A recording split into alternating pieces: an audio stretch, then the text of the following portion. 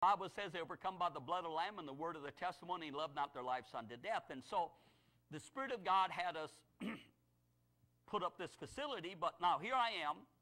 I call a work party together. The concrete's poured. The footers are all in. Everything's here. I've got the big set of blueprints from the steel company. And I got a crane out here. I had about 30, 40 volunteers that day. And the crane's out here. Now, the crane, we're having to pay him $150 an hour, I think it was. I'm out here. And the man who was supposed to put up the facility, his name was Floyd. Now, I'm just using names. I don't know if I could get in trouble, but it's true. So I'm not speaking evil, but Floyd's here, and it turned out that even though Floyd is the one who had the right to sell the steel to us, it turned out he had never put up a building this big, or maybe had not done it in years. So he's got all these people tugging and pulling at him, and he's getting frustrated. He's getting upset. He's getting, you know, and people, because all these guys, none of us have any experience, and he's standing around, and people are standing around, and the crane driver's here, and what are we going to do? And they're getting all upset. And so next thing, I'm looking for Floyd. I said, "Where's Floyd? Where's Floyd?" And one of the men said, "Pastor Mike, there he goes." And there he drove down the road. He took off. I didn't see him for another probably 10 years or something like this. He was gone. So now I'm standing here. I've got a $150 an hour crane. I've got the steel laying everywhere. I've got men standing around not knowing what to do.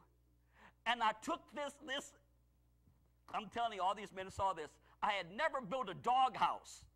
I was never in construction. I took the blueprints, I opened it up, and I looked up to heaven, and I said, "Now, Lord, you told me to put up this building. You told me that you wanted us to gather here." I said, "Now, Lord," I said, "give me the wisdom," because the Bible says, "If any man lacks wisdom, let him ask of God, who giveth to all men liberally, and upbraideth not, it shall be given him. But let him ask in faith, nothing wavering. For he that wavereth is like the wave of the sea, driven with the wind and tossed. For let not that man think he shall receive anything of the Lord. A double-minded man is unstable in all of his ways." So I cry out to heaven, and I believe that God, see, when I pray, I believe that God's going to hear me. So I said, "Lord, I need wisdom. Show me how to put this building up." And I am telling you, as real as I'm standing here, God downloaded into my mind how to put up the steel.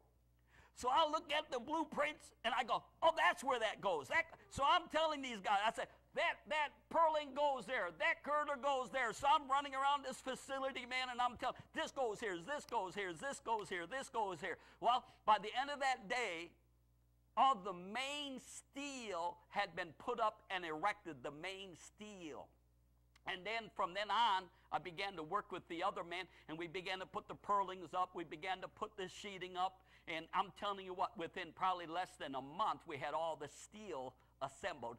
God had supernaturally downloaded into my mind what needed to happen.